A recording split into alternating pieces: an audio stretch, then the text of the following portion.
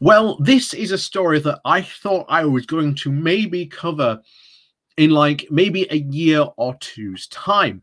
But as I've said a lot very recently over the past, again, couple of months, even since the start of this year, what the pandemic has done is essentially it has literally put its foot on the Brexit accelerator and propelled Brexit forward almost by 2 years.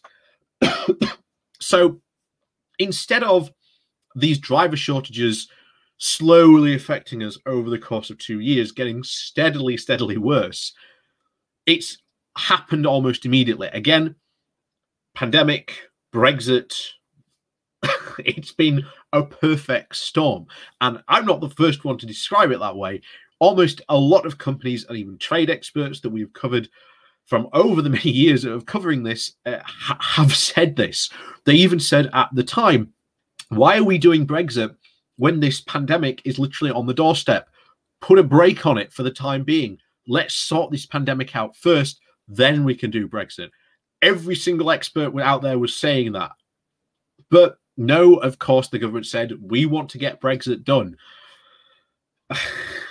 And again, it would have been far more useful for them to spend those years, maybe, shall we say, actually getting to work on the nitty-gritty of maybe trying to sort out how to actually implement the Northern Ireland Protocol, than what they are doing now of just basically playing a game of tag.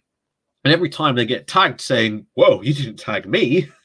You missed me there. You missed me by a country mile. But no, the hand was firmly on the shoulder. And like I say, this is a very clear example of what we were saying was going to happen.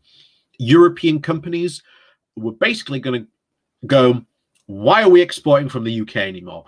There's more paperwork, more costs, more time. And in a modern logistics core network, time is money.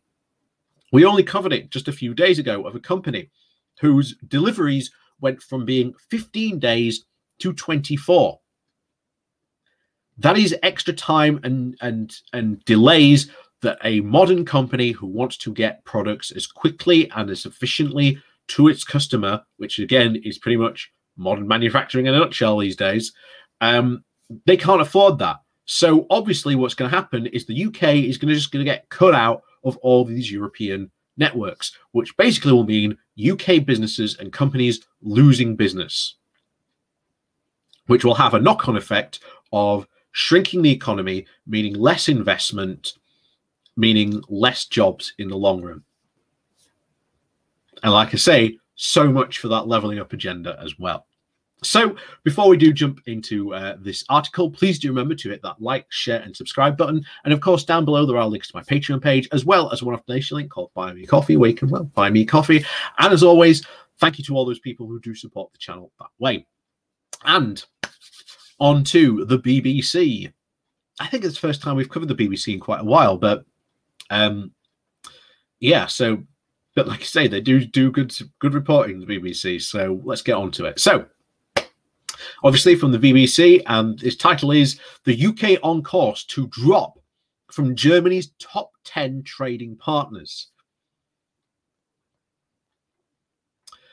So, the UK is expected to drop out of a list of Germany's top 10 trading partners by the end of this year, official German statistics suggest.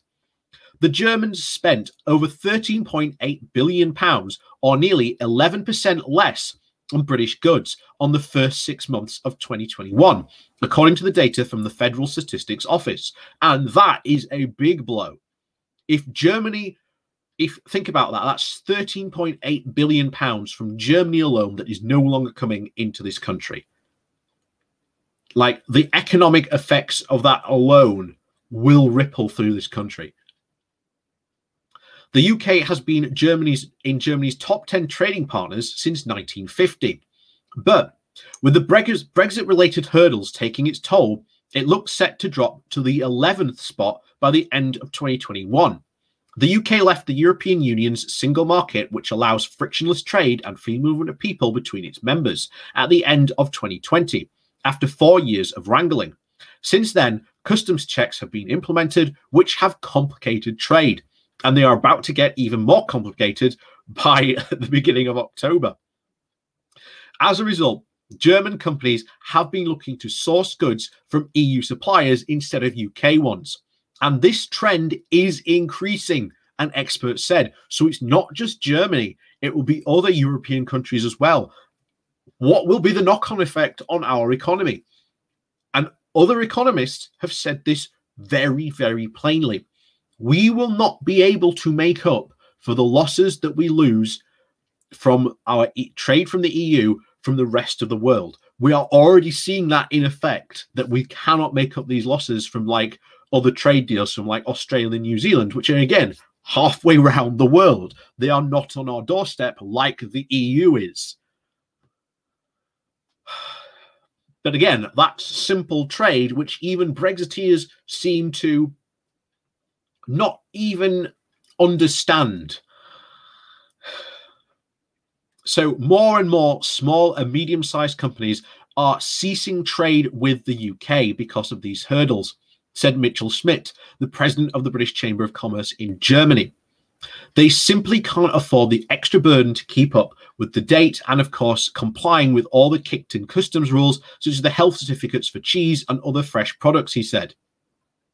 Two sectors that have been particularly hard hit, of course, are agriculture and pharmaceuticals, where imports have dropped by 80 and 50% respectively. 80 and 50%.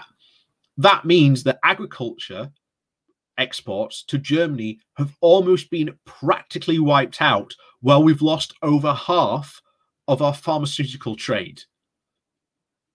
Like, that will have an economic impact. Those economic impact ripples are going to shred through the country sooner or later. And as we said before, less trade, less investment, less jobs, smaller economy.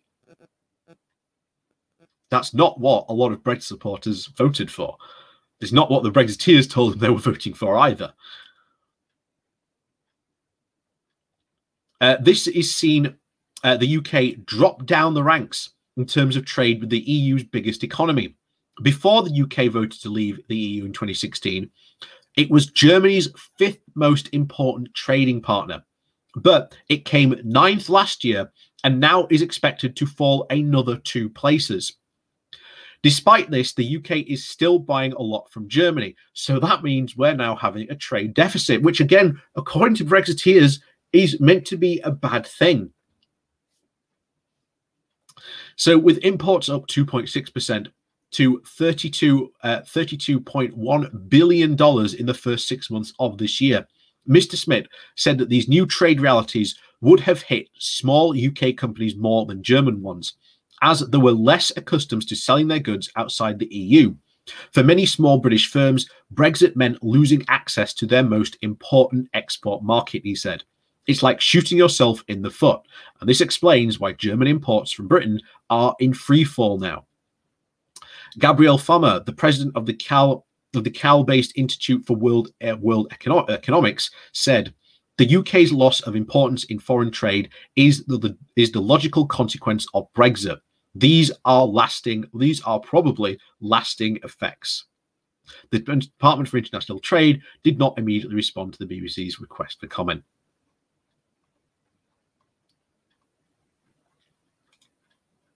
I shouldn't be shocked by this, to be honest.